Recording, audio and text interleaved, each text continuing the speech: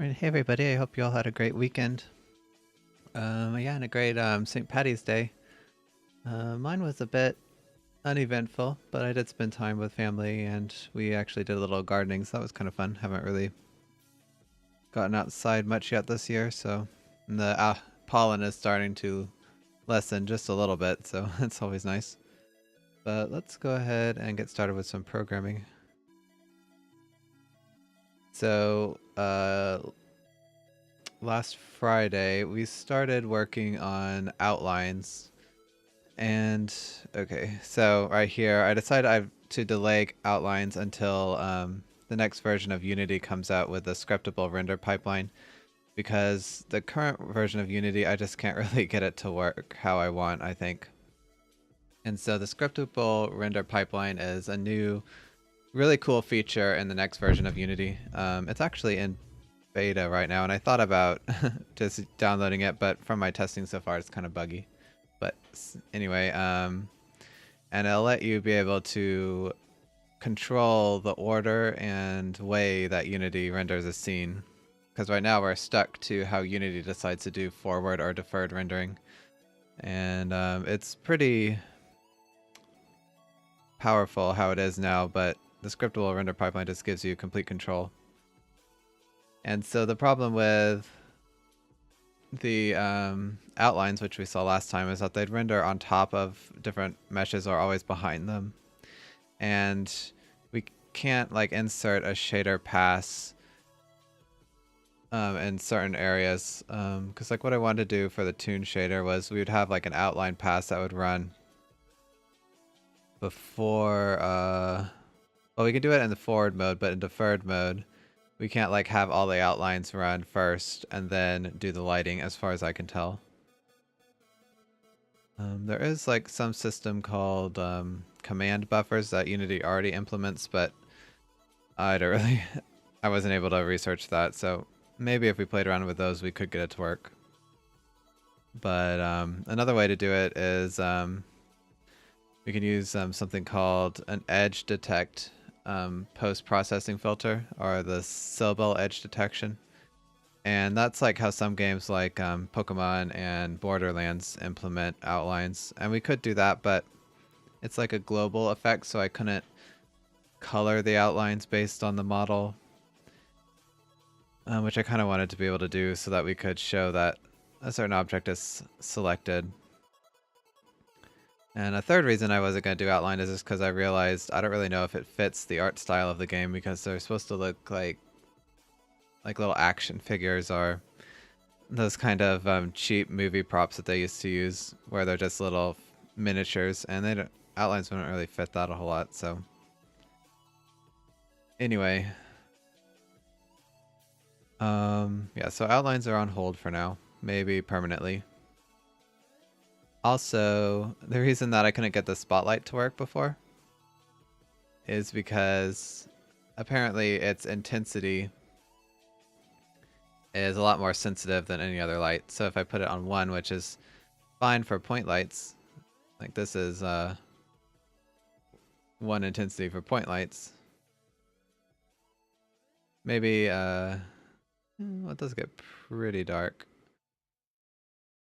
But so I guess I just really underestimated the strength of these spotlights. Well, even if we get it really close, it doesn't really... Okay, well there you can see it. But anyway, if you up the intensity, it's much more obvious, and yeah, it shows perfectly how we'd want it.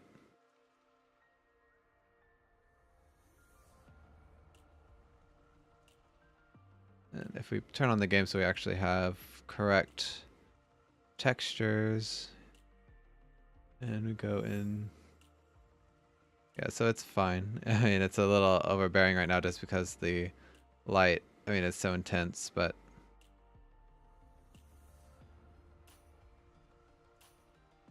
okay, let's turn off some of these lights so we can see a little better. Yeah, so the red spotlight is there, and if we rotate it around, yeah, we can see that it fades out.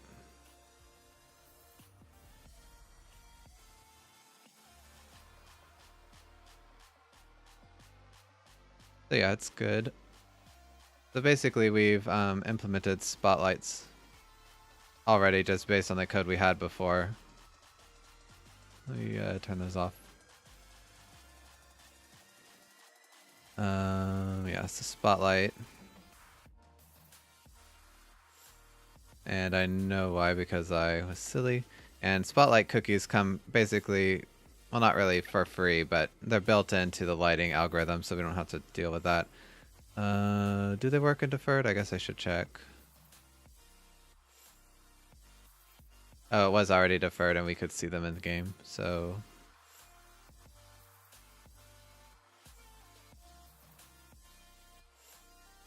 it's a little hard to tell. Let's zoom the camera out a little farther. Oh, that's a bit too far. I should just make the... I was gonna say make the far clip. I think I've mixed up these.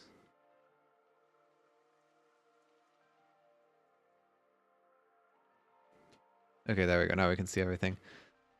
So is it working right? It might not be fading. It's a little hard to get all these in the screen.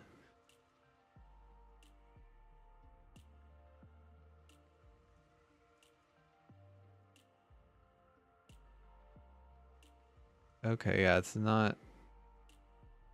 maybe it's just because the texture's not loaded. Okay, yeah, there, that looks better, I think.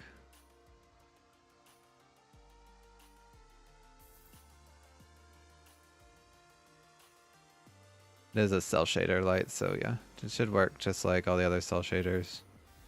That's a kind of weird effect right there, but I think it's just because there's no shadows yet.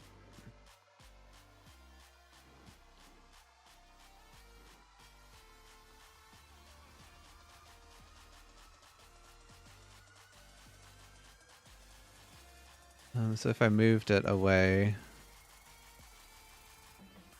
I don't really see specular lights on this. You can see them in the scene, but not in the game. It might just be because it's too far.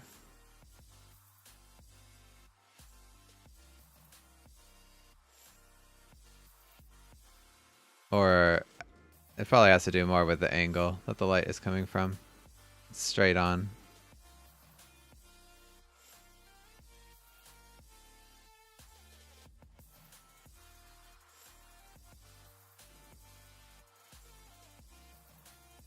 Let's...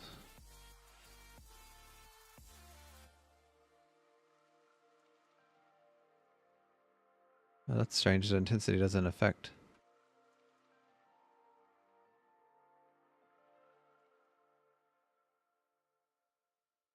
Okay, well you can see some levels there.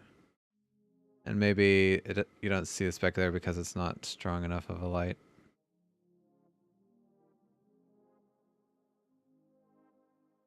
I don't know why the specular would not work for this. It's just hard to get it to come into view.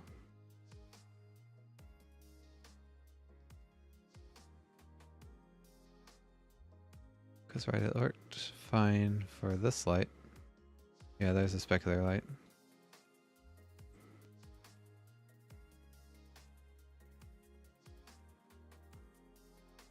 Although, why is it the blue light not showing up in deferred mode?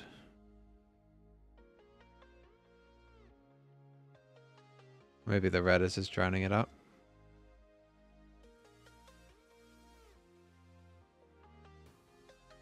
Oh, you know what? I don't think... Yeah, we haven't actually implemented these lights in deferred mode yet. I forgot that code is a little different. Okay, so let's go ahead and do that before we move on to rim lighting. I have an idea for better rim lights, but I want at least basic point and spotlights to work. Okay, so on our deferred lights,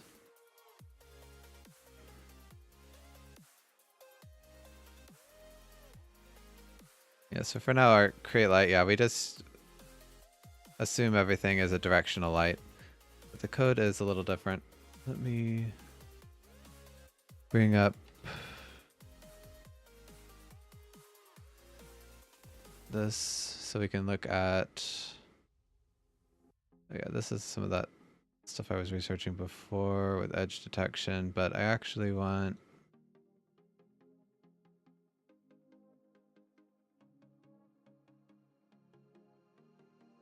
yeah, these shaders from Catlight Coding.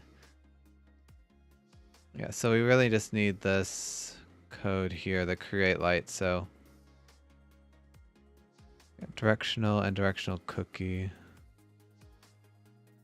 Yeah, so I don't think we have any of these like directional directives yet. Let me see. Well, it wouldn't be in here. It would be in this shader.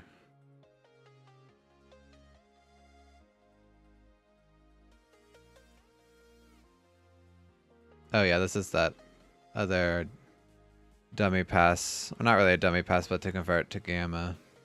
So it'd be in this one. Okay, so I already have this multi-compile light pass. So I think we already have all these. We can check by going to deferred lights and checking the shader variants. Yeah, so we have point directional, points, point cookie, all this stuff.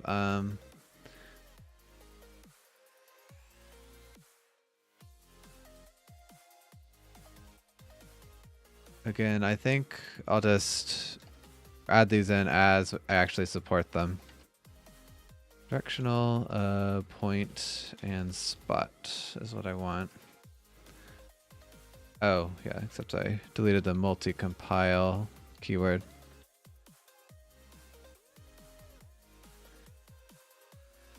Let's, yeah, directional, point, and spot. Okay, so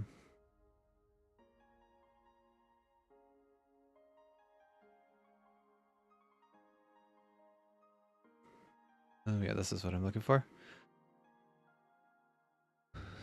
So if defined directional, then we'll handle it this way.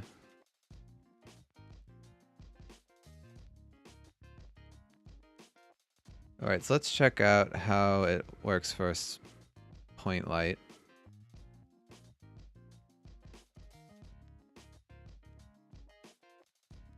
Yeah, so we don't need to worry about shadows. Okay, it looks like point light is just this. It's kind of like how we did before. They give us the position and we find out the direction. Oh yeah, so this is like the light position. Do we have the... I guess we need to pass in this world position. Let me see. Yeah, so the UV, that is for shadows. We will need that, but I'll wait to pass it. And the view is for shadows as well.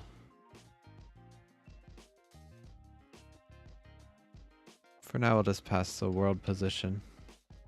Which I think we compute already.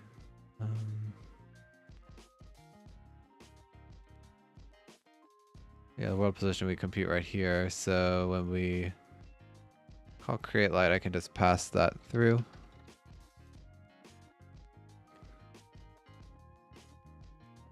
Okay, so yeah, we figure out the light vector and then we get the direction.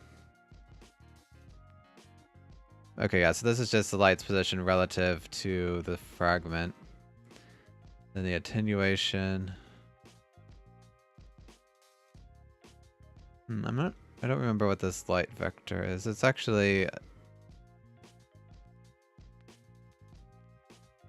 Okay, so when you dot with yourself, you're finding the length. And so the light position W is maybe... Okay, I'm gonna need to look. I want to look this up to see exactly what's going on. Okay, so cat-like coding.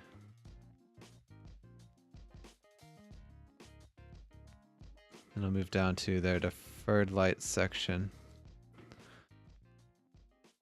Okay, so point lights.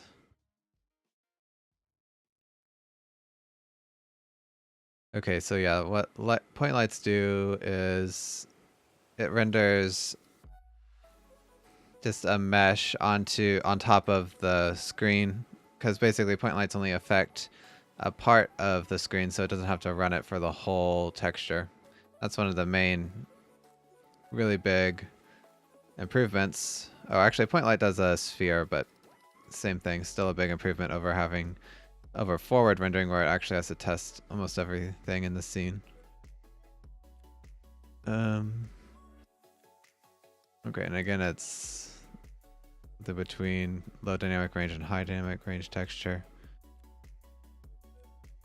Notice that the colors look weird during the deferred lighting phase. They're inverted. Okay, we actually don't deal with that.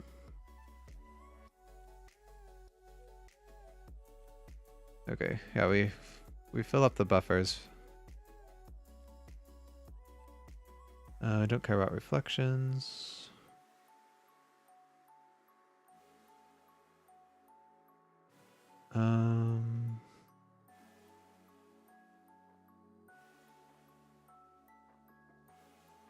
Okay, so that doesn't actually take care of. Yeah, okay, so this is the one that actually writes the deferred shader, which is what we're doing right now. Directional lights, you already got.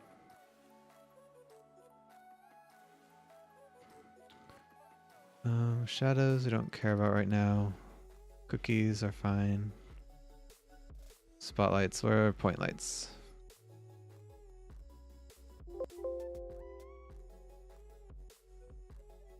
Here we go. So they actually do spotlights working are first, but we can just take this part. Okay, so they actually explained this before.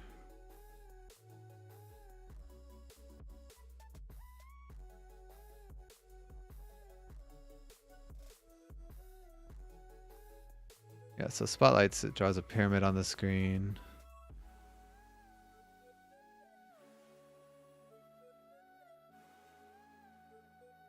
Okay, yeah, so here they're just setting light. I just want to figure out what that texture lookup is.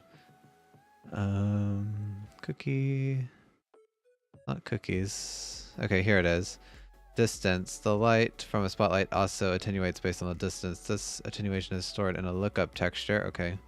It's made available via the light texture B0. Okay, so I need to get a sample for this. I guess this must be the cookie, but we're not dealing with that yet.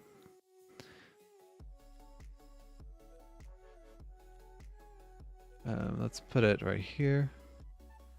Sampler 2D, light texture B0. Which we have right here. Texture is designed so it has to be sampled with the squared light distance scaled by the light's range. Okay, so yeah, this dot with itself is basically squaring the distance. The range is stored in the fourth component of light position, which is W. Texture channels should be used varies per platform, so that's why we have this Unity attend channel macro, which will just give us the correct channel. Either it could be red, green, or blue, whatever the platform uses. All right, so now that's what's going on there.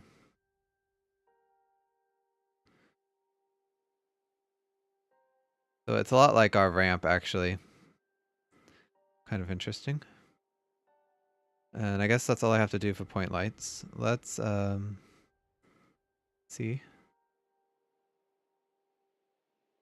Okay, no.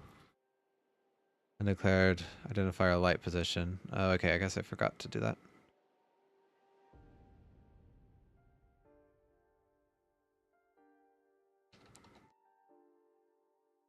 Oh, yeah, right here.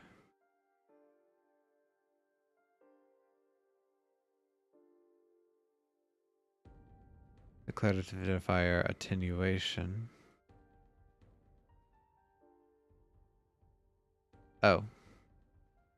Did I miss? When did they actually... Okay, they just apply this, or define this up here because they'll have to modify it again when they deal with shadows. So, what I should actually do is light dot color is the light color RGB times attenuation, and then I just need to define this type as a float, and that should fix everything. Oh, yeah.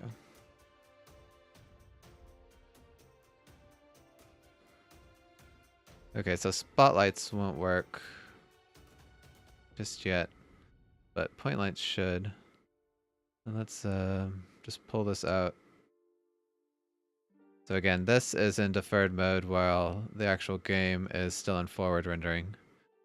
That's why we can see the spotlight, but I want to turn that off.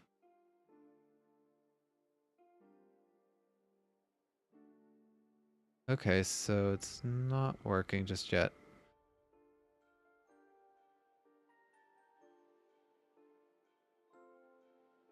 The camera is in deferred, okay.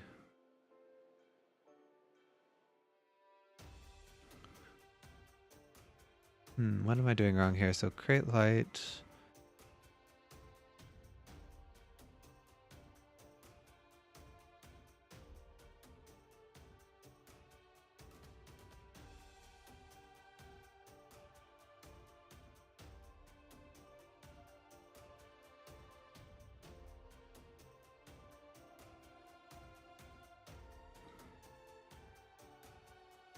XYZ. Normalize that. It's like, am I missing a step? So for point lights, it just goes in here and does this. And then the rest of this is for shadows.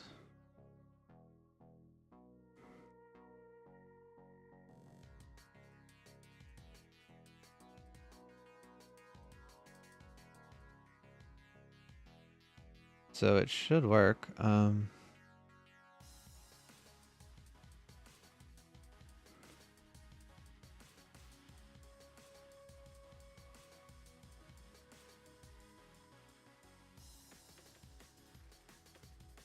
Let's see.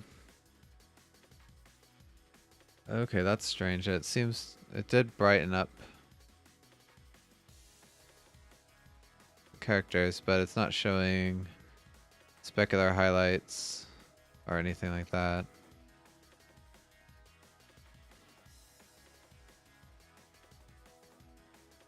And then in game, it doesn't seem to affect anything.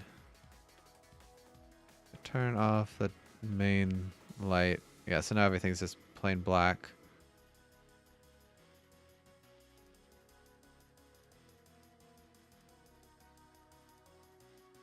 I'm just seeing if I can, if the position is wrong somewhere.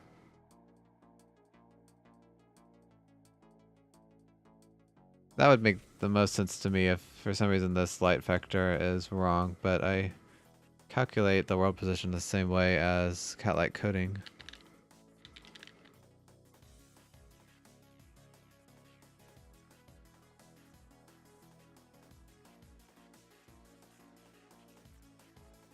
Yeah, so the ray.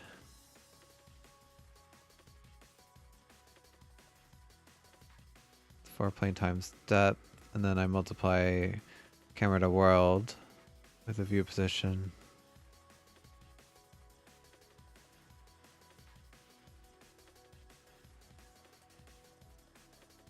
Yeah, that's the same.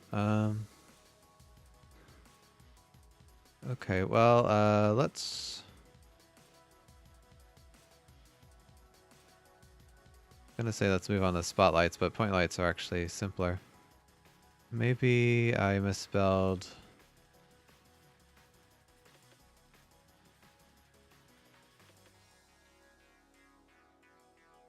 this here. Okay, it's directional, point, and spot.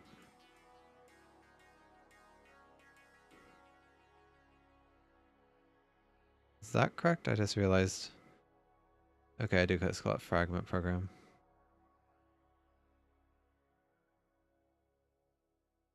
Let's see.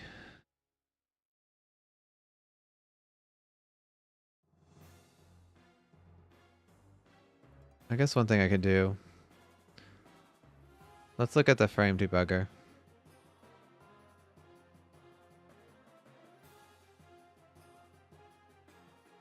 I think it's actually right here.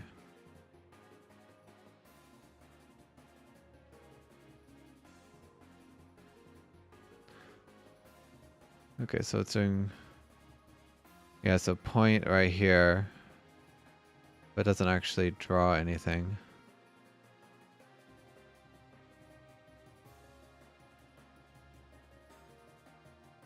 And then this is, okay, it's writing the stencil buffer.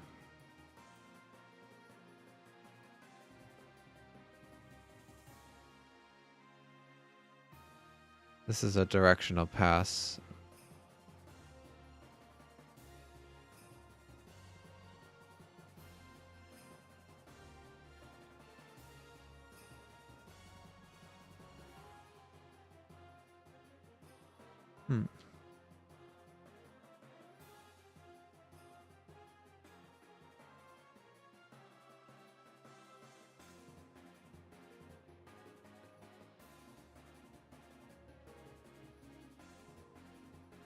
So, I mean, yeah, the point is definitely ran, but it doesn't seem like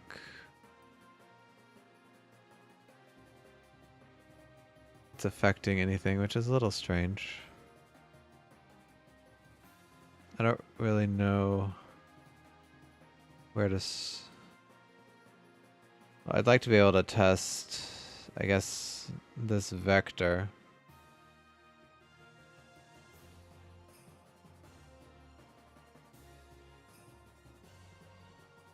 Okay, let's just return.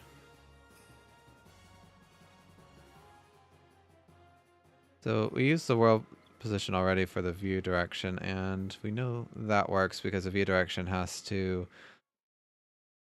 is what we use to calculate the specular highlights, and they're the same in the scene and the game, so...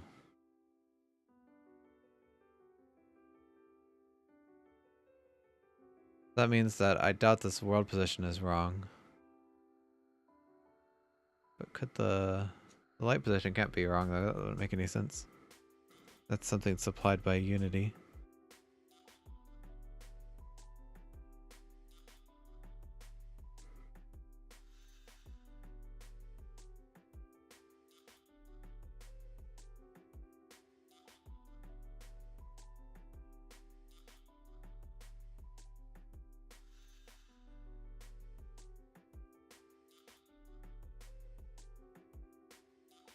Alright, so what's doing here? Although shadow, okay, don't care about shadows. Lights that aren't directional have a position it's made available with light position. Maybe I made a typo? I don't think that changed anything.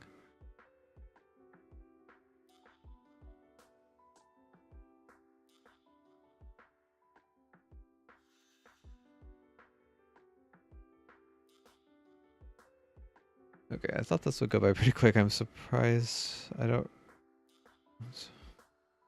want to get to ambient lighting. Okay, light doesn't appear to be correct. The result is black. This happens because the world position is computed incorrectly for spotlights. Maybe this is what we have to do. We're doing a pyramid somewhere in the scene. We don't have a convenient full screen quad with rays stored in them. Oh, okay, this is the issue. Instead, my vertex program has to derive the rays from the vertex positions. This is done by converting the points to view space, for which we can use Unity object to view position function. Oh, right. We had this lerp that I um, deleted before. Okay. Yeah, I knew I was forgetting something simple. So basically, if the light is given as a mesh, like for point lights or directional lights, the Unity will not pass in the normals or pass in the ray directions as normals, and we'll have to compute it ourselves. Let me get back to here. And the way you do that is by using this Unity object to view position, and then we have to flip it around. This produces rays in the wrong orientation, so we have to negate their x and y coordinates so that I guess they're pointing in the direction the light travels. Okay, and then we lerp between them because in shaders it's usually best to avoid an if statement whenever you can. And so it's actually much cheaper to calculate both of these values and then just lerp between them. Light as quad is either 0 if the light is a mesh, and then 1 if the light is not a mesh, which is a little... Seems like it'd be backwards, but... Okay, well light as quad is actually saying it's a just one square on the screen. Okay, and not that it's a mesh, so... Yeah, so I was interpreting that wrong, so it does make sense when you think of it that way. So if I just copy that, this should work.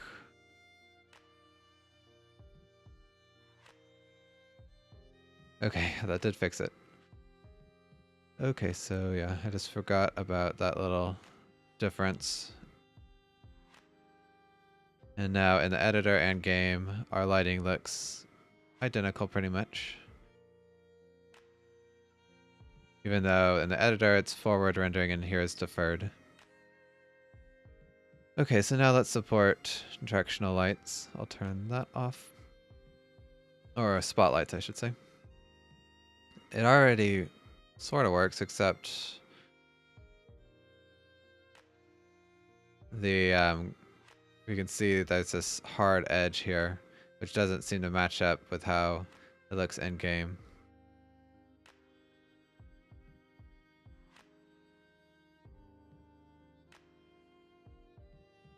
This is it's isometric, but it doesn't seem like that affects it too much.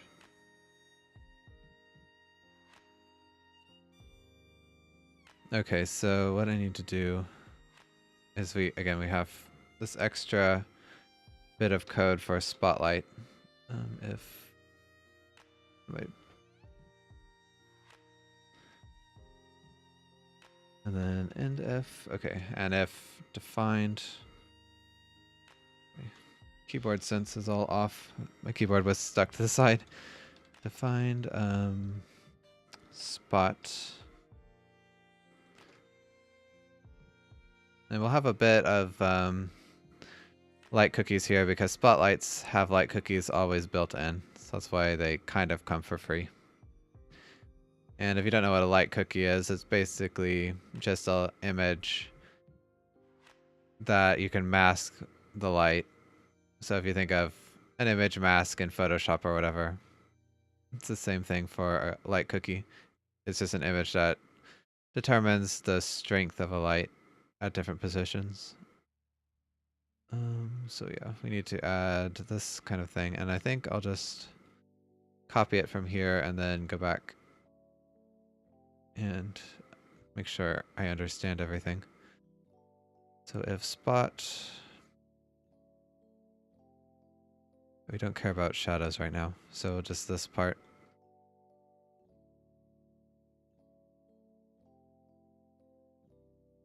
Okay, and now do I need to know? Oh, I think I only need to know the UV for shadows. So first we figure out the UV of the cookie by multiplying world to light. Do I have that already? Yeah, I do. Where did I use that actually?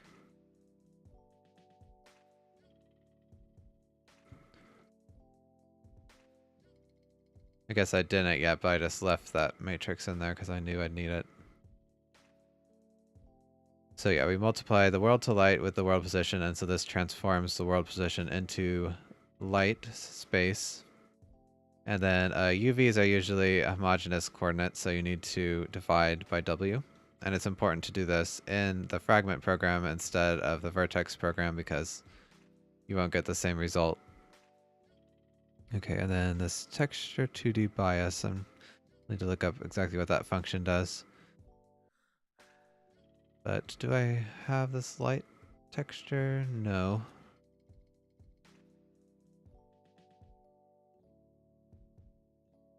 And I guess this contains the cookie texture.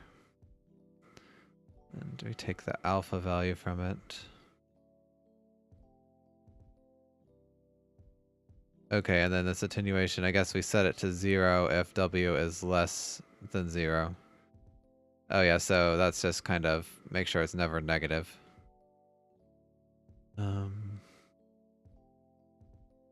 Because yeah, the CG is a lot like C++, and false values also are 0. So you can multiply a number by false and you'll get 0. Similarly, a number multiplied by true is 1. Alright, so just to make sure I understand.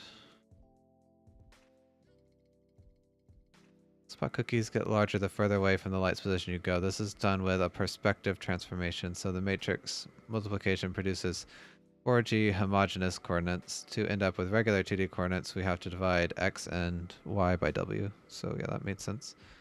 But this texture 2D bias is what I want to figure out. 2D texture lookup with bias and optional texel offset. So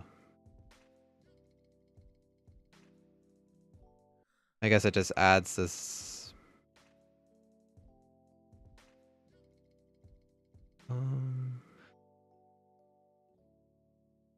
It doesn't. I guess it just adds that number and pixels to the cookie. It doesn't explain that.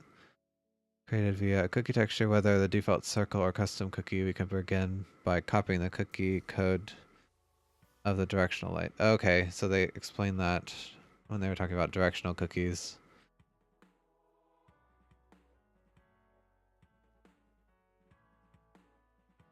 Results appear good except when you pay close attention to edges. Alright, so that's what texture 2D bias. These artifacts appear when there is a large difference between the cookie coordinates of adjacent fragments. In these cases, the GPU chooses a map level that's too low for the closest surface. This person, I don't want to try to butcher their name, figure this out for Unity. The solution for Unity is to apply a bias when sampling maps, so we'll do that too. Interesting that that works.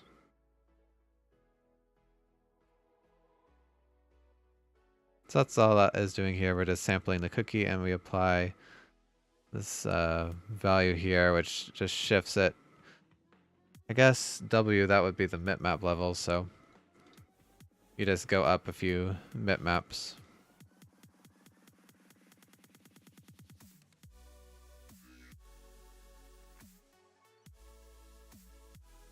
Okay, so yeah, that looks a lot better. It's still kind of hard edge.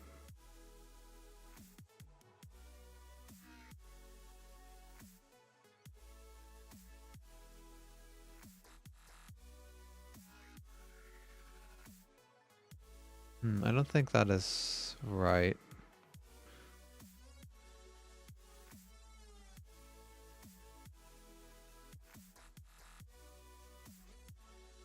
Although I'm just now noticing here, this is kind of a smooth edge and that's not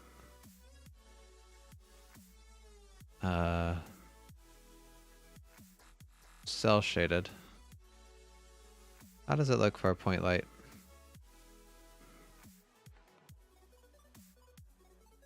Yeah, there's all hard edges here. This is correct. So maybe I actually need to do a bit more work for directional lights and forward rendering because like right here that's too smooth.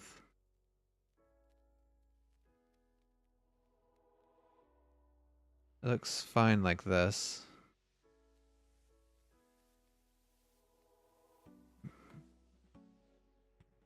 think that's just because of the way the cookie works.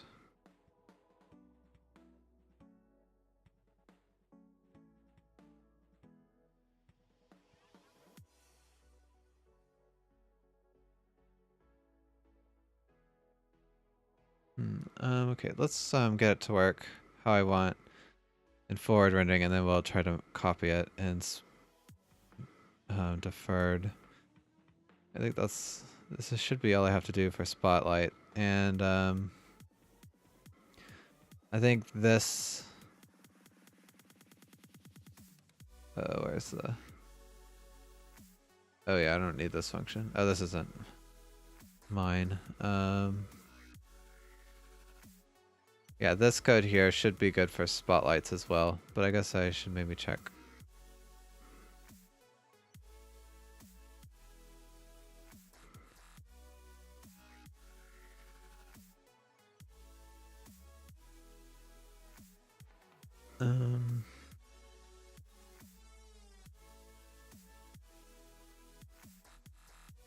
Spotlights drawing pyramid, supporting multiple types.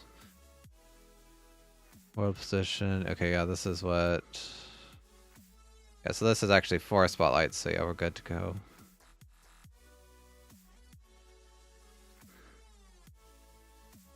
And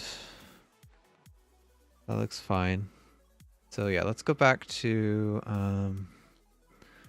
this. So spotlights.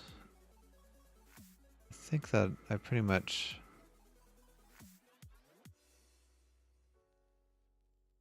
Okay, so the issue I think is that the attenuation is multiplied into the light color, so it has a smooth drop off.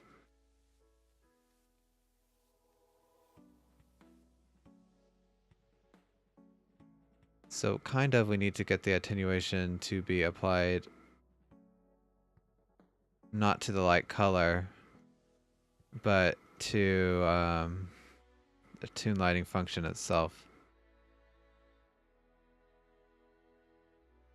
Okay, yeah, so we're starting to have a bunch of extra variables for our light, and I'm starting to think that we should make our own light structure.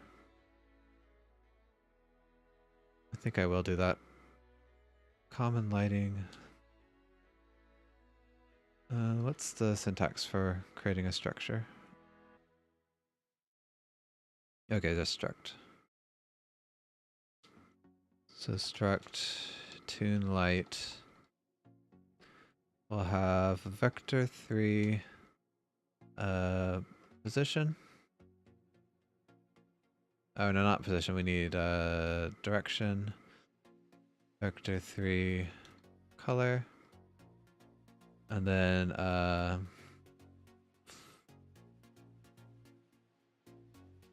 ramp index. That's interesting. Actually, I don't think. Yeah, this should just be a float. Because actually a lot of shaders don't even support integers. And this will be the attenuation.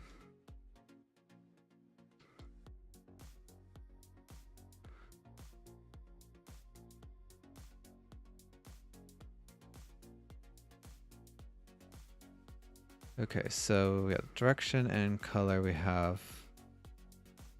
So what will we add? Ramp index, I can just.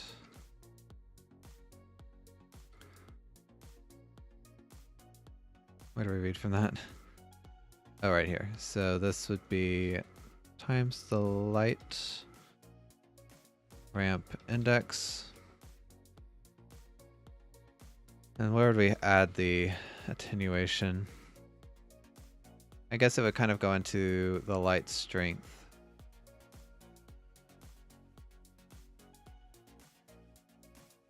And then we'd also multiply it with, well no, we won't want to multiply it with the ramp because that's the whole point. I guess we don't see, the whole thing is we don't want it to have a smooth drop off. We want it to just be based on levels. So somehow I need to add this attenuation into the ramp lookup. Maybe we just multiply this light dot by the attenuation.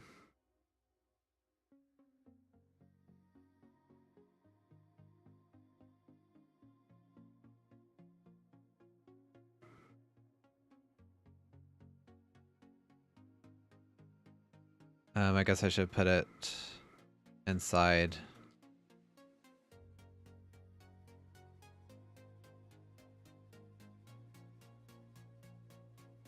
The saturate, so it's always between 0 and 1.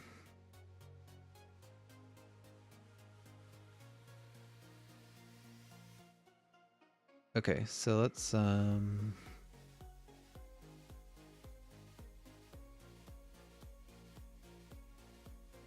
okay, so here I need to use the new tune light instead of a unity light. But it's basically the same. Except I need to set attenuation to 1 by default.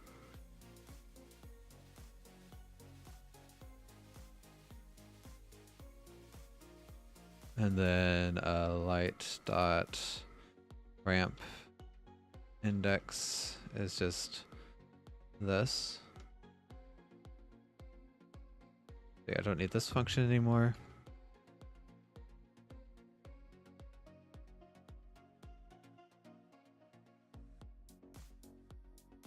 I guess, yeah, if we're in deferred pass, we can't assume that is defined. So if we're in deferred pass, I'd set the light.ramp index to 0.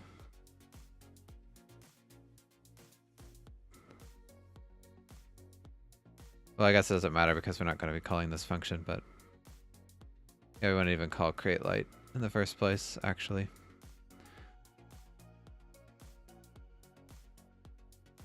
Alright, so if we're... I guess all I have to do is just, instead of multiplying the attenuation right there, just be light dot attenuation equals attenuation.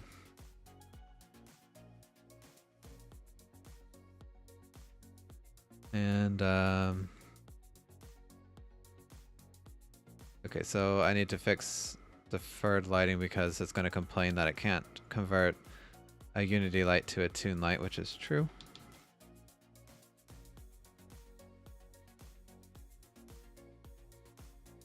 So again, I don't multiply that, I just put light dot attenuation equals attenuation, and here, since it's directional, it won't ever attenuate, so I can just set that to 1.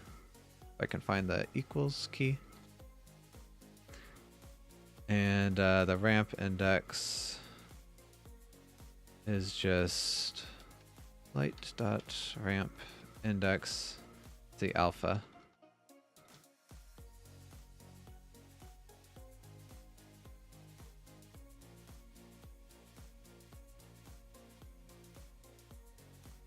And I don't have to pass this separately. I should change that in the material shader as well.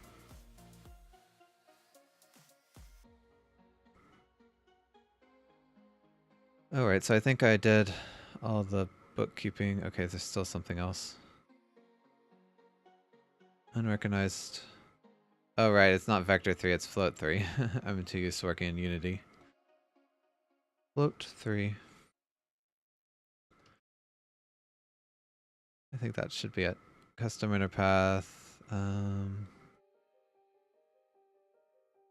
Definition of float 3.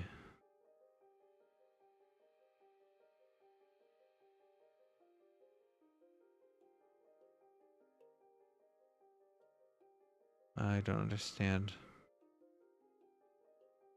Float 3 at common lighting 17.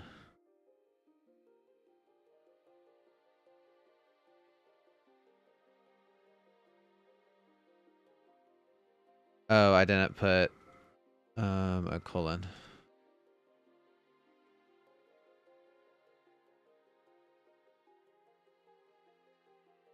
Alright, so first, let's see how point lights work, if they still look okay. And forward rendering.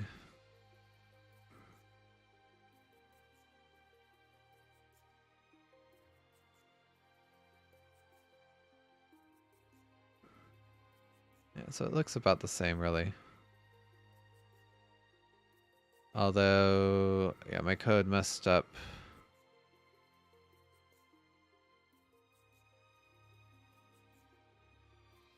Okay, it messed up the specular because the light strength still only depends on the color, which is not multiplied by the attenuation anymore, so I just need to add that.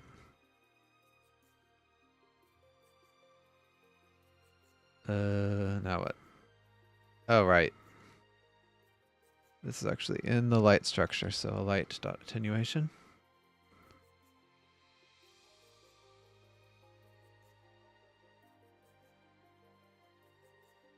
Okay, yeah, this looks more like how it was before. Okay, not exactly. Well, I mean, is that right? I mean, is that how I want it to work for a Toon Light? Because, yeah, there's just some point where it's going to just stop. Is it applying? Oh, maybe it's because when we're not in play mode, the textures aren't loaded all the way.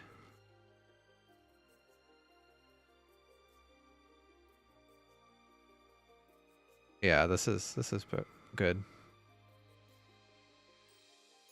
Specular is a bit huge, but that can be changed.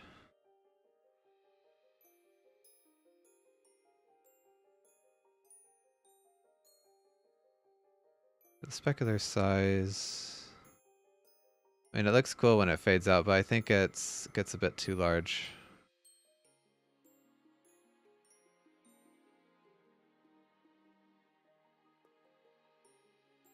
But yeah, we can fiddle with that. How does this work? So light strength, yeah, it just multiplies to the specular size. So yeah, that... So how would I make this not affect it as much? I think if I did like 1 minus light strength, then that would not be how I want. That's going to make the specular get... Okay. I think I need to start the game. Oh yeah, that's definitely not right because it's... That huge yellow was the directional light. Oh. Hopefully that's not going to cause any issues. Alright,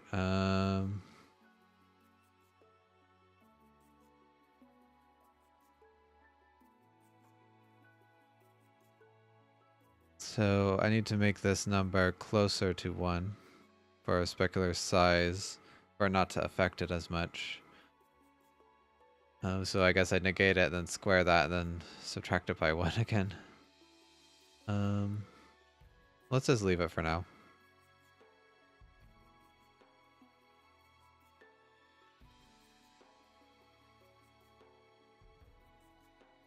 Let's just see. Also, I could just bring down the specular size more here. I think still the attenuation affects it a bit too much, but that's a bit more manageable.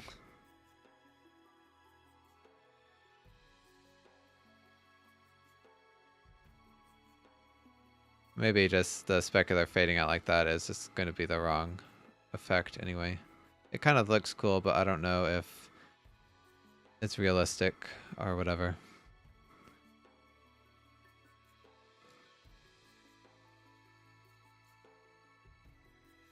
I think what I want... Maybe it shouldn't affect the size at all, and just affects the strength of it. Yeah, that's probably better. I mean, it still gets bigger just naturally. Although it does smoothly fade out. Do I like that? Well, I mean, it's still... it smoothly fades out, but there's still like lighting steps, so I think it's okay.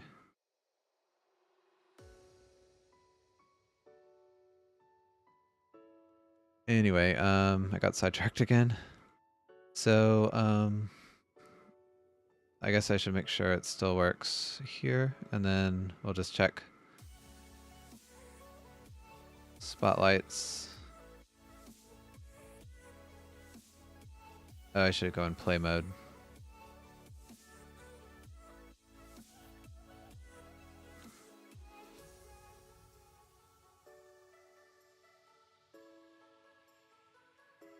Yeah, that's fine. Okay, so if I turn the spotlight on.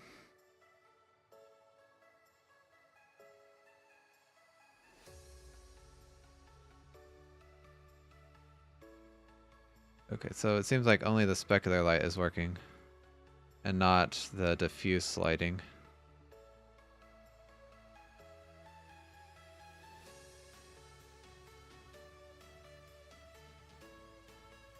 Both in the game and... Is it because of the intensity?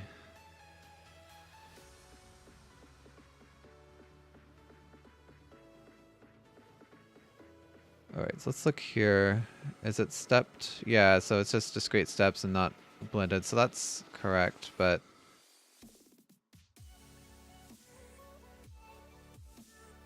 Okay, so it looks like the light, this intensity multiplier kind of messes with our code.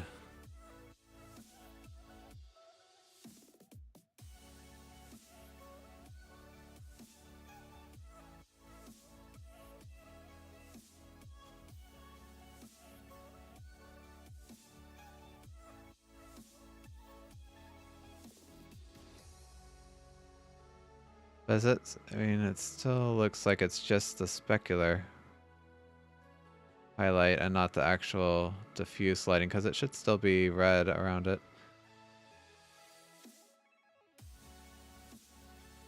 Oops, I didn't mean to set it to 0.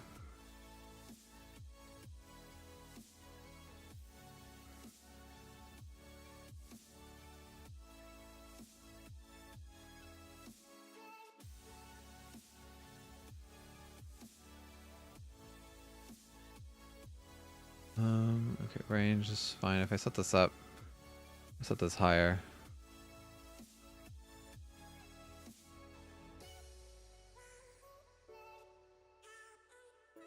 Okay, well now it's out of correct angle.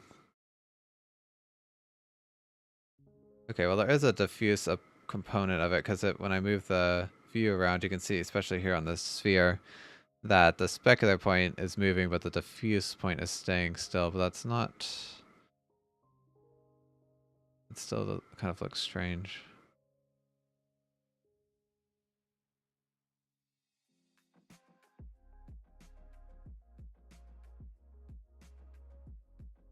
I guess that's just the ramp.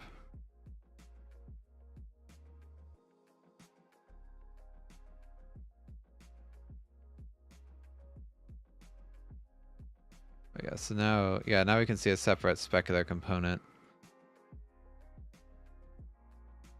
And the diffuse is the bigger circle. Okay, so I think it is fine. It's just the way it works, and I guess if we wanted it to light more of the sphere, we'd have to have a bigger ramp on it. Or, yeah, just a different ramp, which we can do.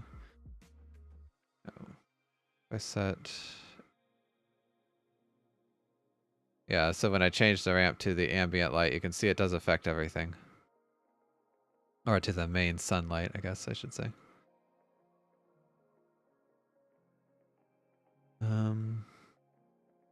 Okay, so I think that is better. Just trying to think if there's any way I can improve the lighting algorithm right now before I move on to ambient lights.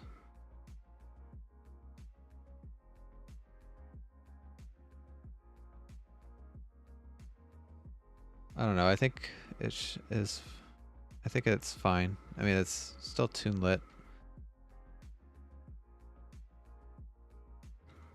Oh, I just wish that there was, like, obviously this... It looks pretty bad when we have a higher intensity, and it's because Unity just multiplies the intensity into the the light's color, and the game doesn't really know how to, my shader doesn't really know how to deal with that.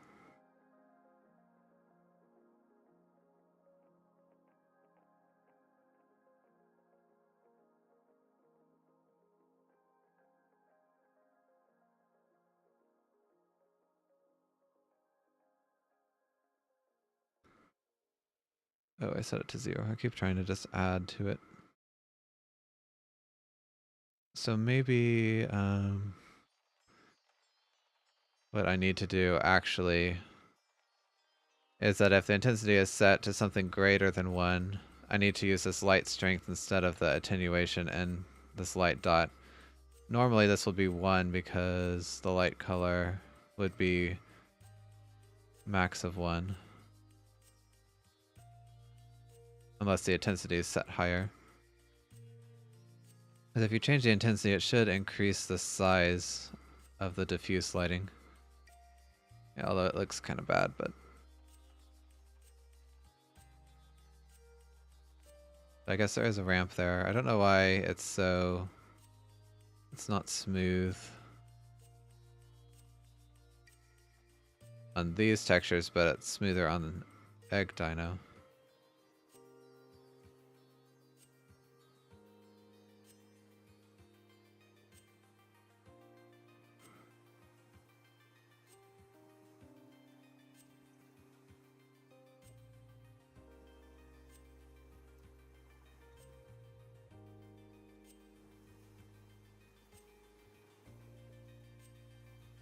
But yeah, it doesn't affect the rest of the game.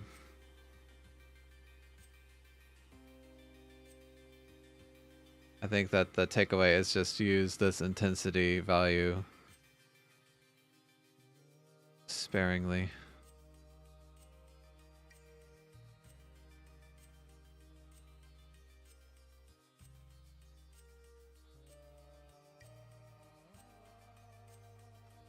Alright, so now I want to move on. We could do cookies, but I don't really think I might never use cookies on point lights or directional lights, but I might go ahead and implement them some other time.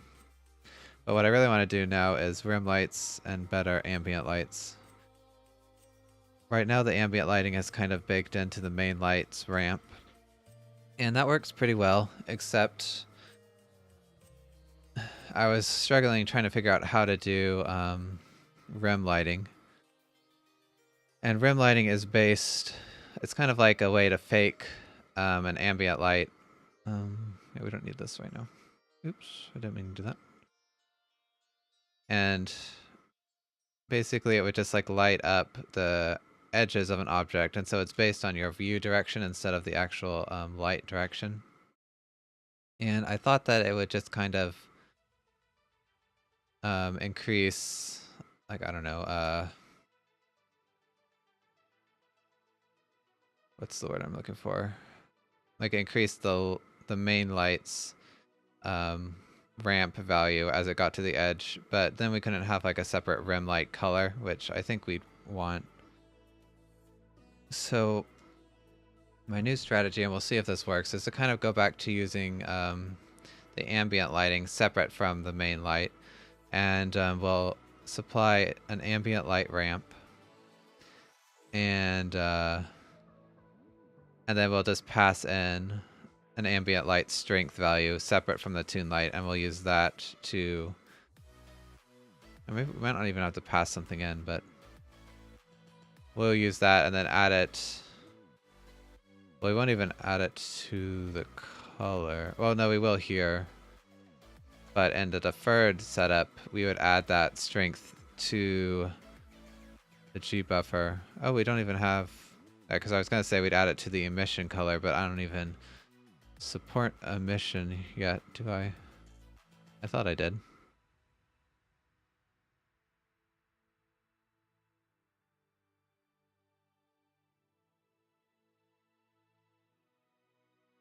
I guess I don't really need to because it's part of the specular info.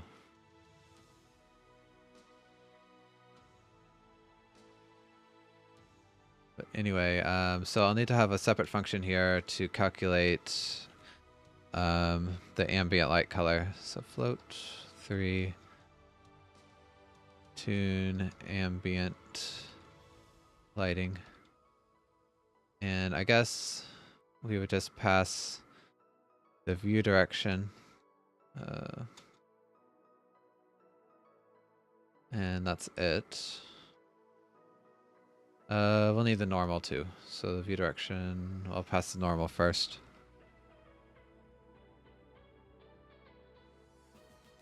Okay, and so for here we would just add this to the albedo, I think.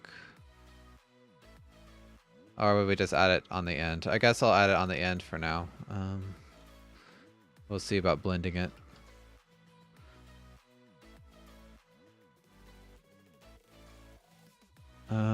So let me see here.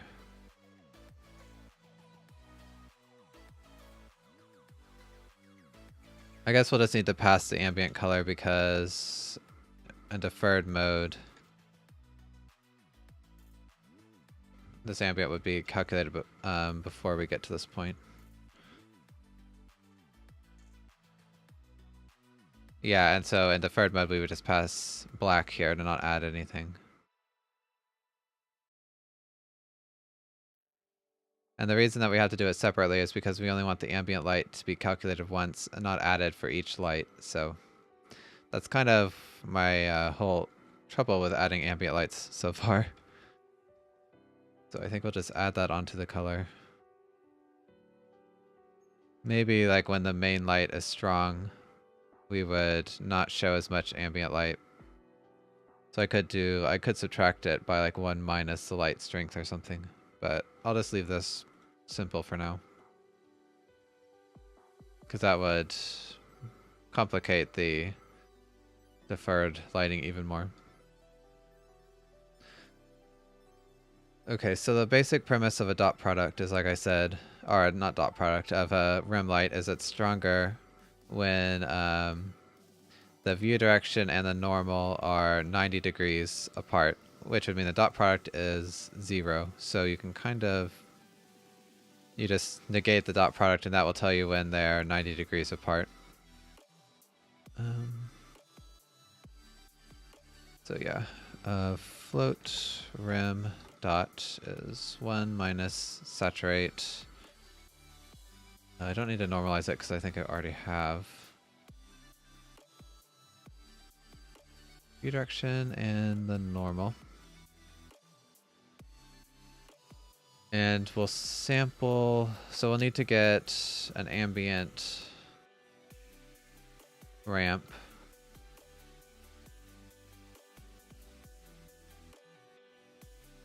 And also an ambient color. Or we could just use Unity's built-in color.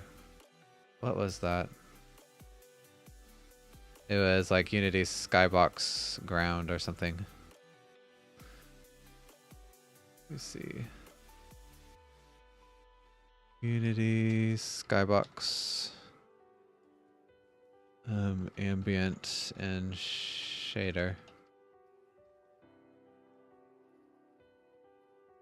Maybe skybox isn't gonna help me.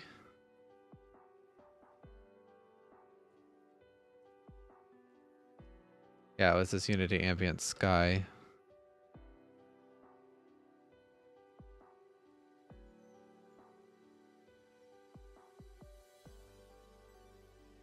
Okay, so I think this is going to be really simple. All we have to do is return ambient ramp. Oh wait. Texture 2D. Oh, and I always forget this has to be capital D. I don't know why that froze there for a second. And then the UV is just float to rim dot. I can't type or talk apparently. Rim dot. And then we just multiply it by the color. Oh wait. That Unity ambient sky. Now I don't know if I need to declare that. I guess we'll see.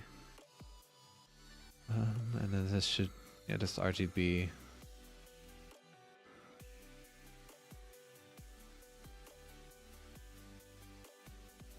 And we'll just take the R value from that. I'm matching 5 parameter function to deferred light. Oh yeah, so we just need to pass the ambient light to this. So this is the deferred function, so we'll pass black. And the material lighting will actually just call tune ambient lighting. And we need to pass the world position. I think the normal goes first, actually. So I dot normal, and then I dot world position.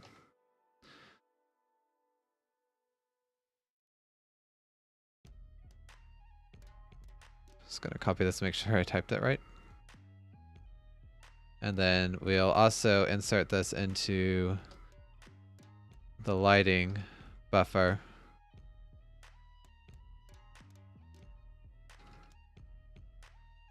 In deferred mode. Alright. Tune lighting, no matching 7 parameter function. Oh right, I don't know what this... That one was left over. Oh no, that one was supposed to be the alpha. I think I'm missing a closing parentheses right there. Okay, and if so right now there's no lighting ramp or ambient ramp, so I guess I need to add that. Okay, so let's just make a new one.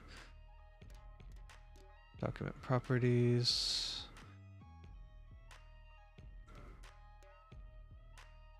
So I'll do 256 by 8, because that's the size of all my other ramps, so might as well be consistent. Oh, one other thing I wanted to do was set it so that the background shows on top of the drawing. So for this ramp, white would just be at the end, and I'll just have a very small gray area. And then the rest of it will be black.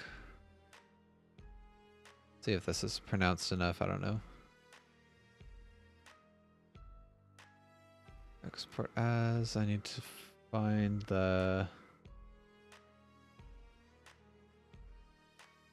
Technical Lizard Tamer folder.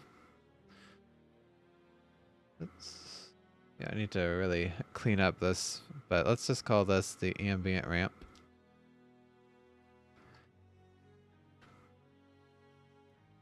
And then I'll actually save this file too.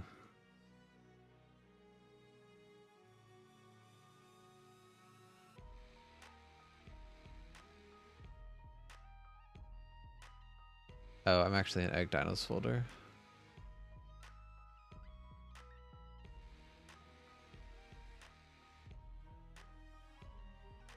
Alright, so the ambient ramp is a data image, so we'll turn sRGB off. Well, I guess I think the spec of the ramp is like that too, but it doesn't really have to be. We got no emit maps and filter mode point, clamp.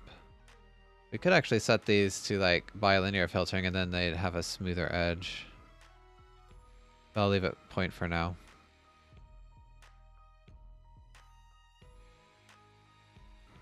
Okay, oh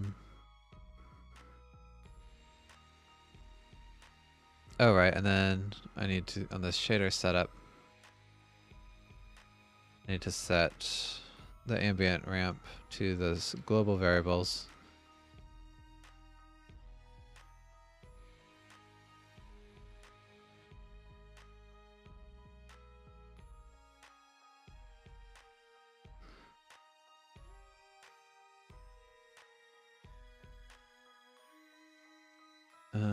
I think I called it something different actually in the lighting. It's just ambient ramp. I should keep tune in there since they're global variables so they won't collide with anything else. And then I just need to set the texture here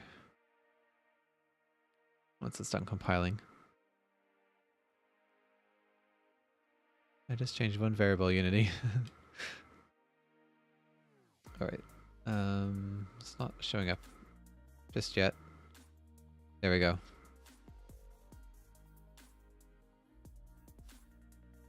Okay, so let's play and see what it looks like.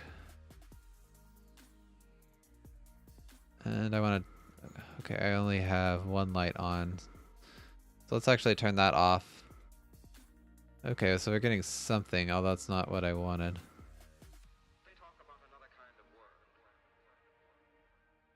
Yeah, because it's not changing based on my view direction, so something is going wrong.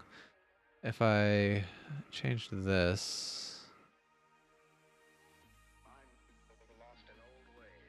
Okay, so it is affected by this at least.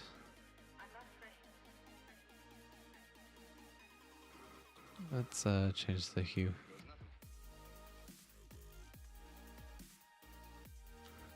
Alright, so what's going on here?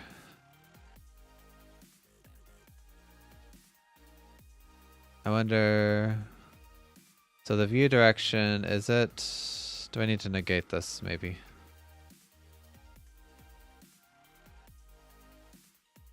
No, that does not seem to do the trick.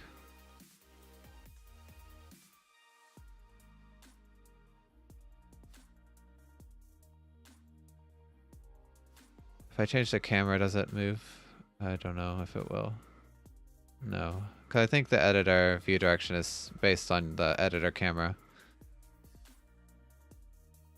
So maybe I passed the wrong thing to it.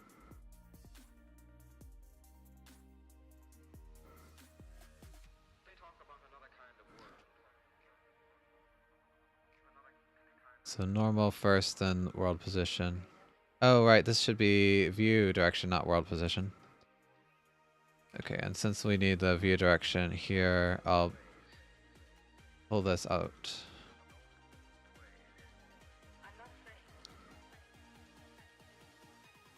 Yeah, that's not inside the structure there. Okay, well now it's highlighting everything, but I think that's because I negated the view direction.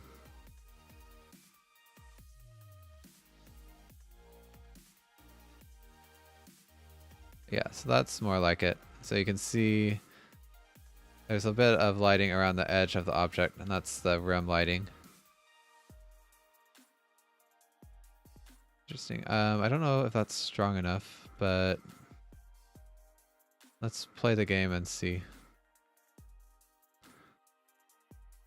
Yeah, it's not very noticeable, although you can see a bit.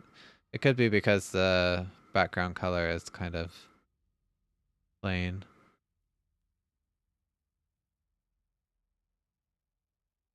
So again, if I turn off the directional light,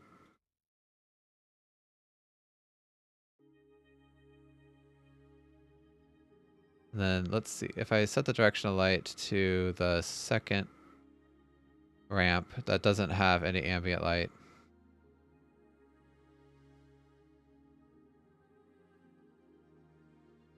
that's pretty cool. And so maybe I can have the ambient light now, since we have it separately. I can just set the value to not quite black. Yeah, this to not quite black, so then we'll still see a bit of the object behind it. Yeah, I'm trying to do here.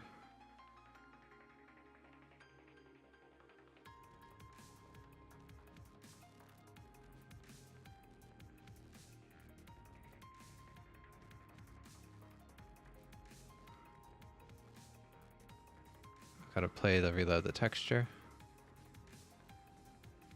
Okay, so now if I turn off the directional light, did I export it? Because I don't see the texture like I thought I would. Maybe it's still too dark.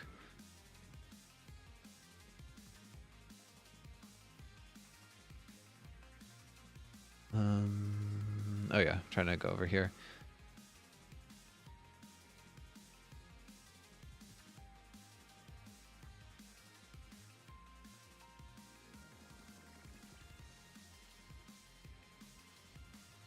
Just make sure the ambient ramp. Okay, yeah, that's definitely gray.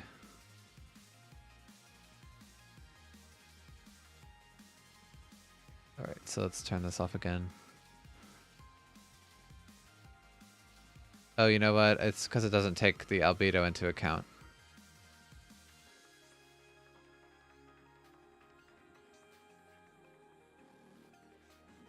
Yeah, so it's kind of the same problem as before.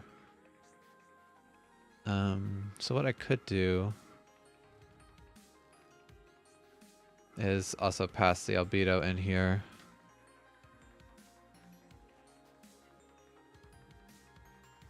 How do I add it though? I guess we just multiply the albedo.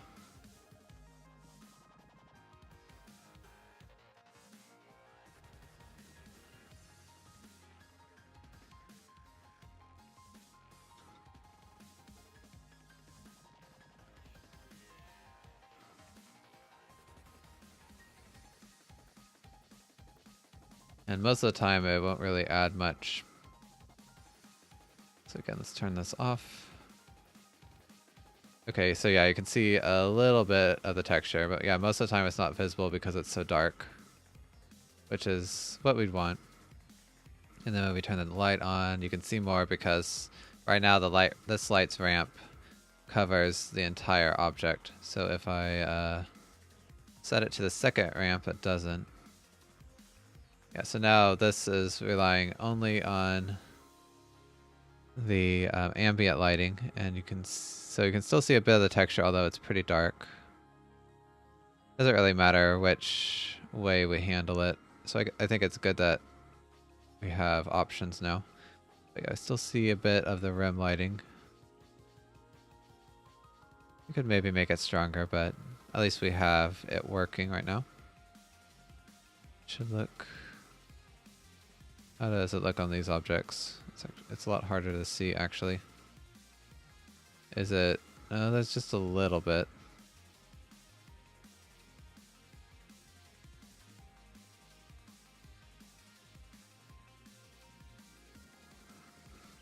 So probably the rim light should be a bit stronger.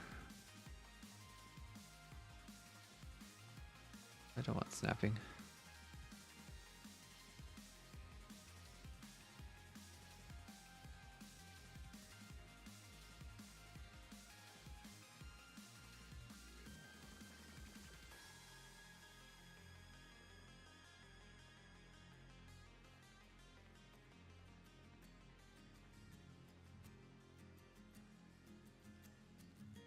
Again, it's still pretty small, although now it's more pronounced on Egg Dino. I think it just has to do with tweaking of the values. Yeah, you can see it a lot more on with objects with large faces like the cube. So I think we would just keep on messing with the ambient light ramp here.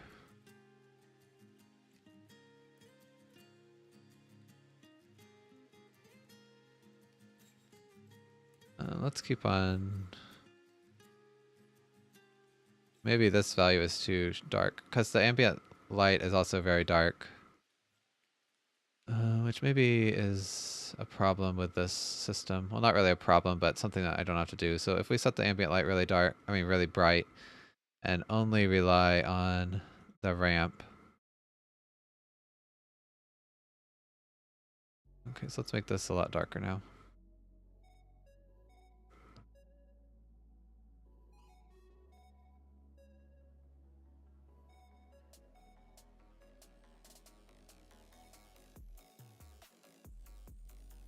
Now it should be more noticeable because before the entire rim light was being multiplied by this really dark color, so it was kind of hard to see. And that's fine, but right now I want to be able to see it. So let's turn that off. Yeah, so now it's pretty obvious.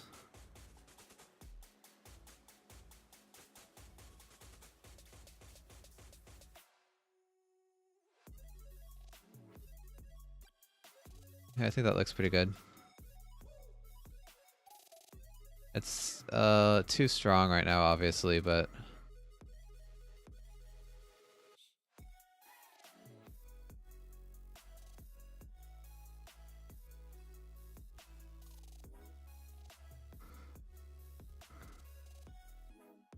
yeah, I think it actually looks better when we tie the lighting the entire object to the main light, I think, and then just have the ambient light be just a small little rim lighting effect.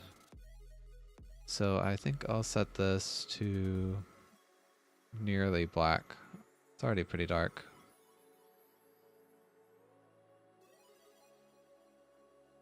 And then I think I'll make this darker too. And then maybe just increase the size of the rim light.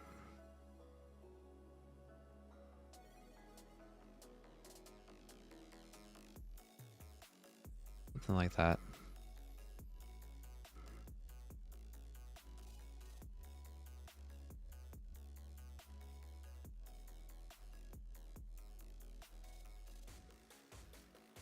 Yeah, I think this is a better effect. The rim light is probably still too bright, actually. So yeah, I'll lower this.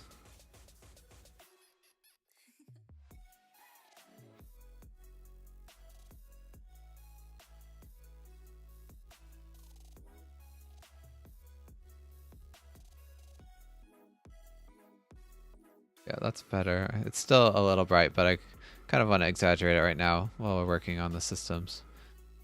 So this is in forward rendering, and in deferred rendering it still works.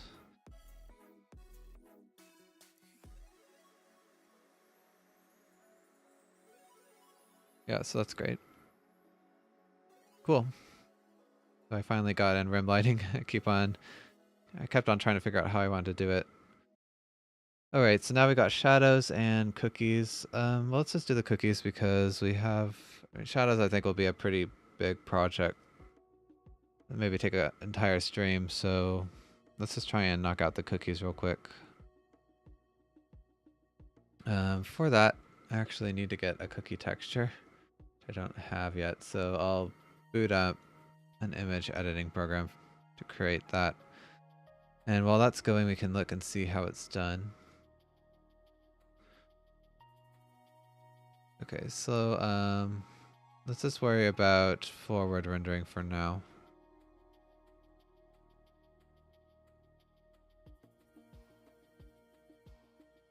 Which I think be right here. Does it do cookies here? Spotlight cookies we already have.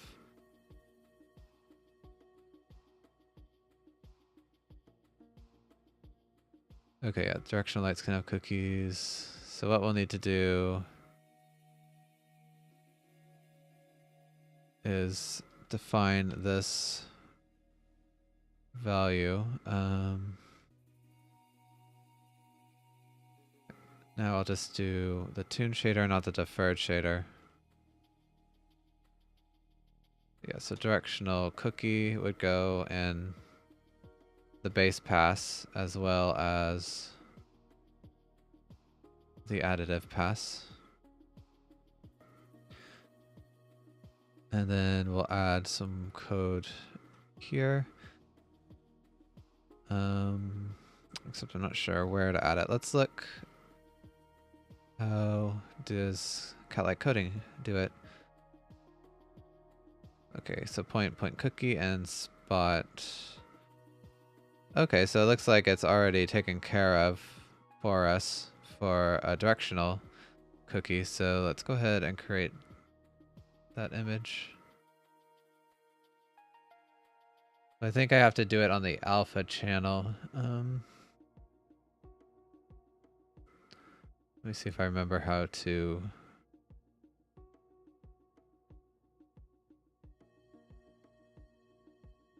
set different channels. So add.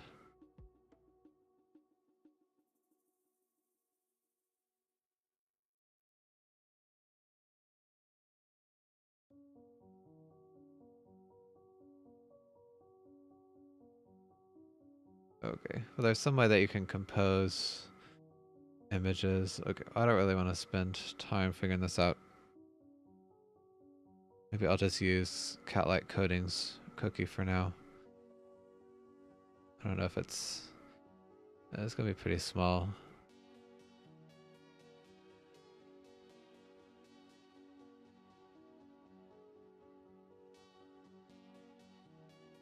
I could download it, but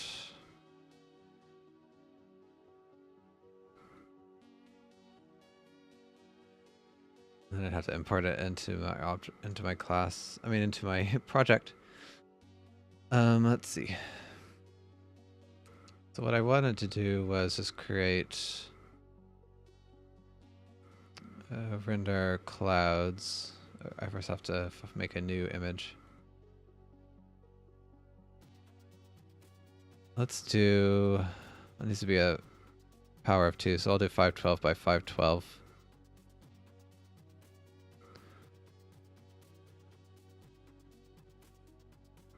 So we'd render clouds.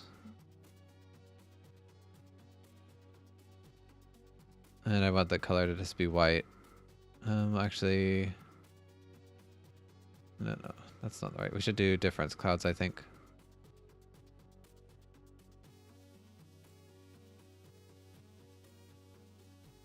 Yeah, this looks better. Something like that. Well, I think there's a way you can make it tileable. That would look better.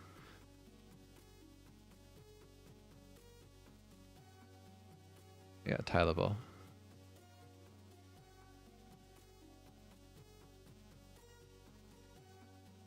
Okay, this looks fine. So right now the alpha is set to white.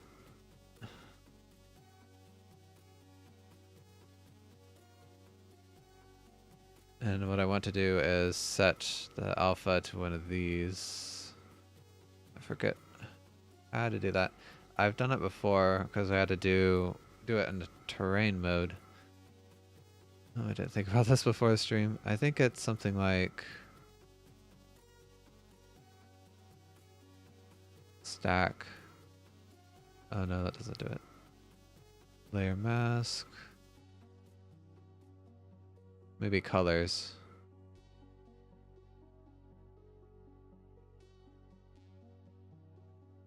Oh no, that's not it.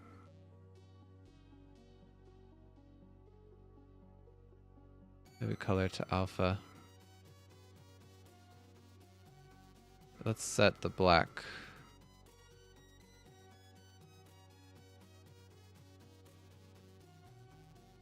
Okay, so now red, green, and blue are kind of messed up. So we'll turn off the alpha and deselect it and select all. And I'll just color or edit, fill with background color. And then when I turn this on, okay. I think that's gonna work. So export.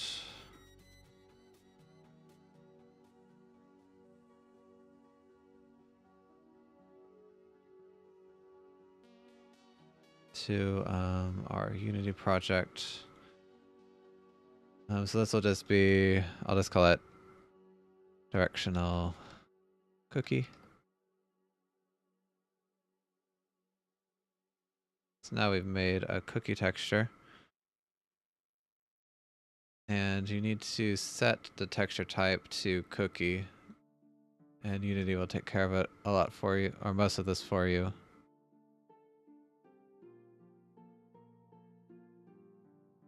Alright, and so now if I put a cookie onto here.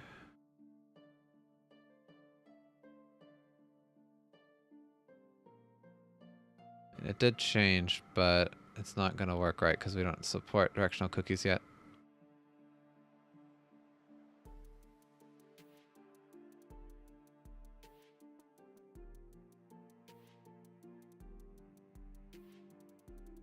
As opposed to if we took it off, it would look normal.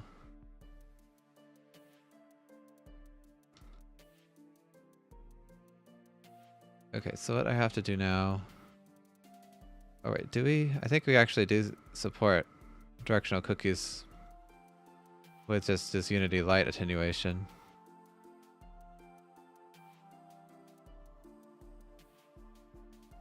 Now that I think about it. So maybe in order to make it actually visible, I can mess with this. We should probably just get a large plane. Game object. I'll do it outside of play mode so it will be saved.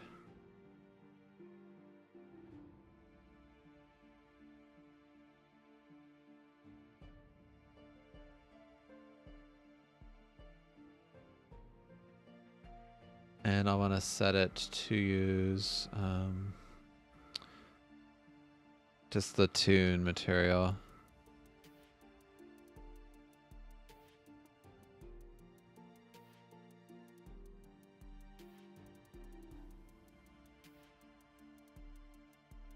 Okay, so if we go back in the scene, it doesn't look like the cookie is being applied, does it?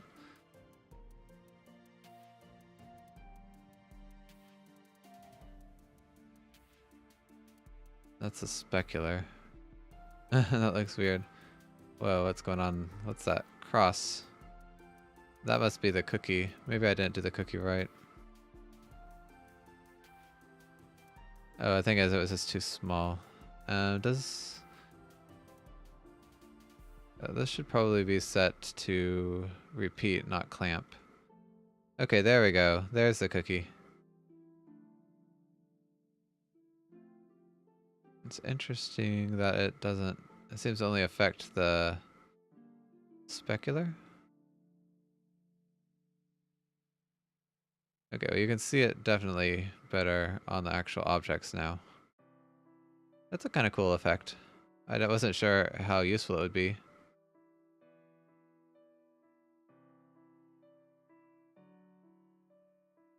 Just adding that cloud effect makes it add some noise to the light. Doesn't look that good.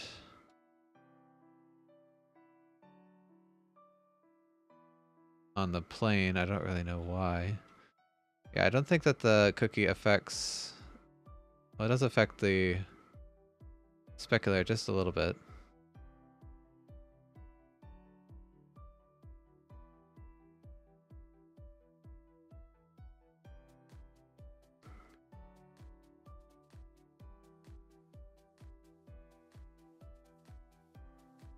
Is the plane... No, it's not upside down. I don't really know what's going on with this plane. It doesn't seem to be behaving how I would expect.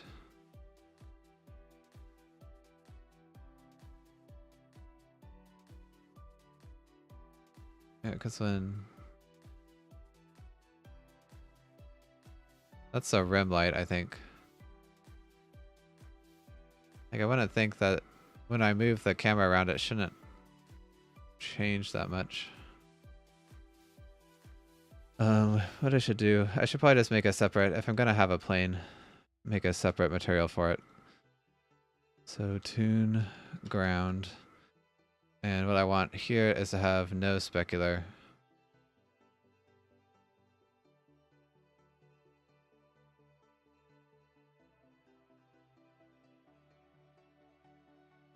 Okay, so that's just the rim light. I guess that is the ambient light, or the directional light. But it shouldn't be attenuating like that.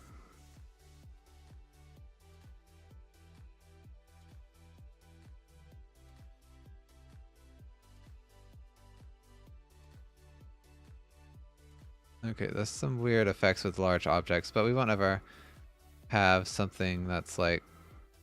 I wonder how big the quads are on this object. Let's do wireframe. Oh, it's not too bad, actually. This could be an issue because I don't know... Like, we're gonna have actual terrain, which will be one big object like this, and... It's gotta look good on that, too.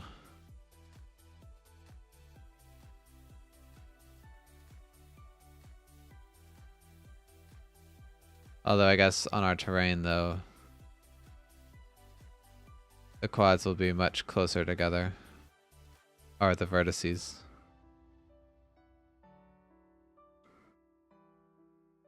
But anyway, yeah, we'll need to come back and figure out what's going on there, but I want to do a point light cookie real quick. And I think for this, I will just take cat-like coatings. Well, let's see. In order to make a point cookie, you have to do a cube map. I don't think I can do it from here.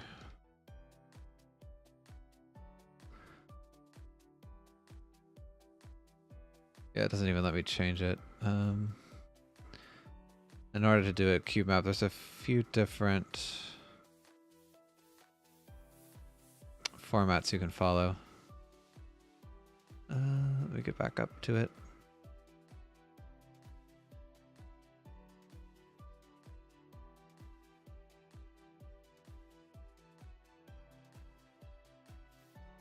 Yeah, so the way you mostly want to handle it is as 6 different squares. So I guess maybe I could do it this way by just extending the size of this. Well, first let's scale it so it's not quite as big. 256. And select none. And now I'll need to change the... Not sure if I can like duplicate this image.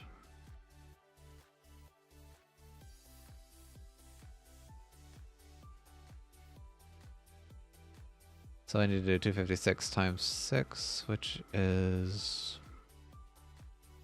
Let me pull out the calculator for that actually.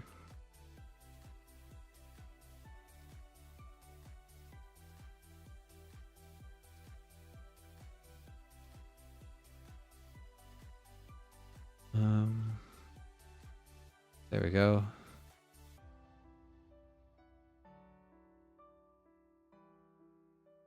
So I need to duplicate this layer.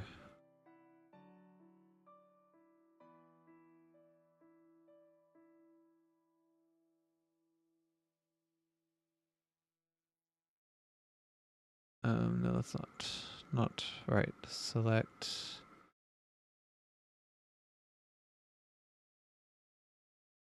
What? Why wouldn't it let me select none? Oh, because it has this loading layer. I apologize. I don't use this program super often. Let's see.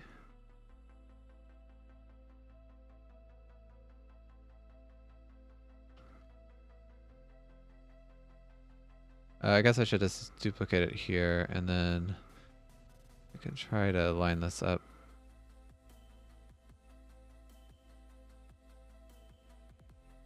Does it have snapping? It'd be... Now I'd actually want snapping.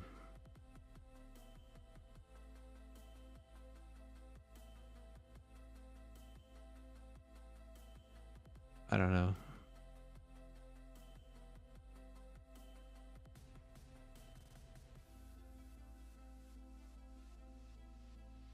Okay, so I'll just try to line this up as best as I can.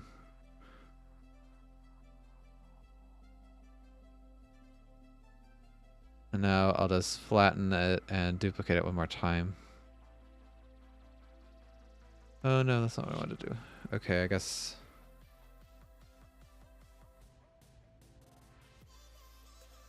Okay, yeah, there we go. And now I'll duplicate this and just scoot it over, and we should have a good cube map.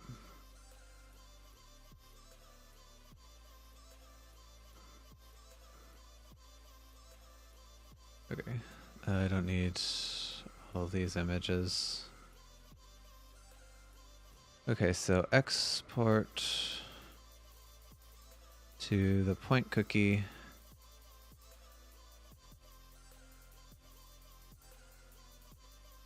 No, well, the point cookie, it doesn't let me set 3D still. What do I do? Texture type, cookie light type point.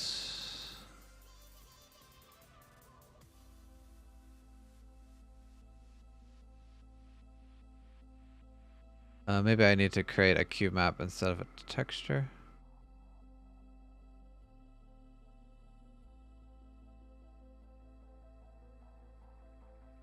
It has a legacy cube map. I thought that you just did cube maps from here.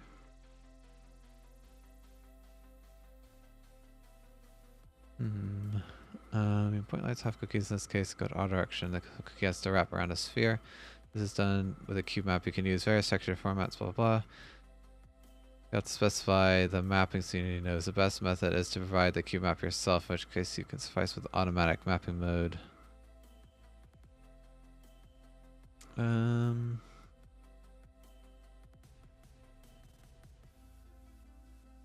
guess we don't have to just set it as cube, maybe. Maybe it'll just work. Didn't like that.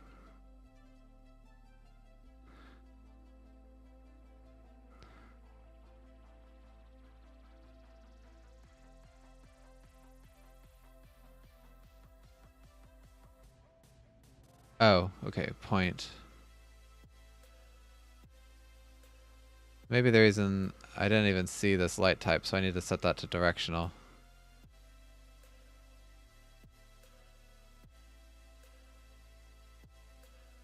Okay, so let's just set this to auto and apply. Okay, so now I can set the cube map or the cookie here.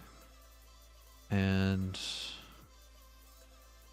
I think it will be taken care of already.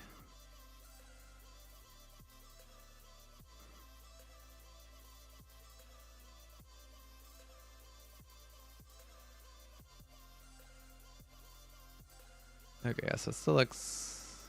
I don't really know what's going on with the terrain, but we'll figure that out. And now this light is... Yeah, the terrain, now it's yellow for this light. I'm just going to turn this off. And change this to just shaded. Okay. So now for some reason... Oh, I was moving the plane around. It seems like... Oh, it's still blue. Maybe it's just a directional light. Yeah, so this should just be back to 1, I think. Make sure this is working. Yeah, so the directional light is fine. Looks pretty cool, actually. But turn this back on. Doesn't look like the cookie, but maybe the cookie is too large still. Oh, there's no way to change it. Oh, that's because it's based on the distance.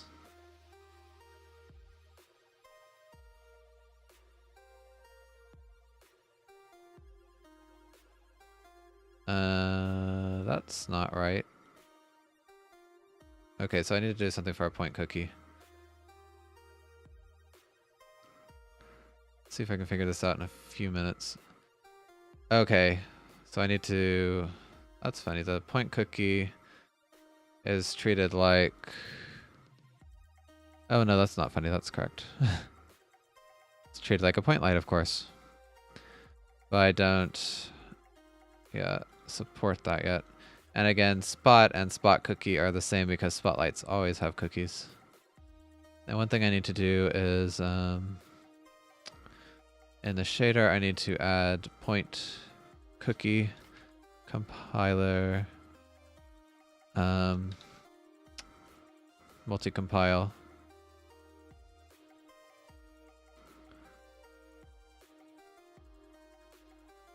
So I think that should fix the problem. I'm surprised that... Well, I think the issue is because the game was treating it as not a point light because I didn't have the point cookie directive. Yes, let's turn that off and the directional light. And we can see that the light is yeah, a little wobbly because it's using the our cloud texture. Yeah, so that's a pretty cool effect. I'm surprised how well the cookies look actually. I think it's because I tied the attenuation into the color,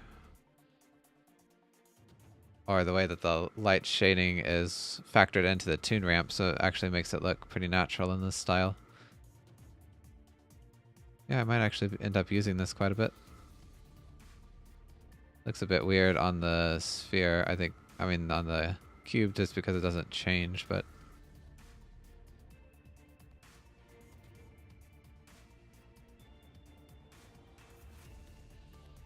Alright, but I think,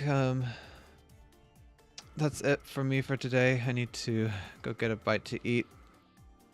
And we'll continue where we left off. I need to add these cookies to deferred mode. So spotlights are good, but I need to do deferred cookies. And directional probably as well.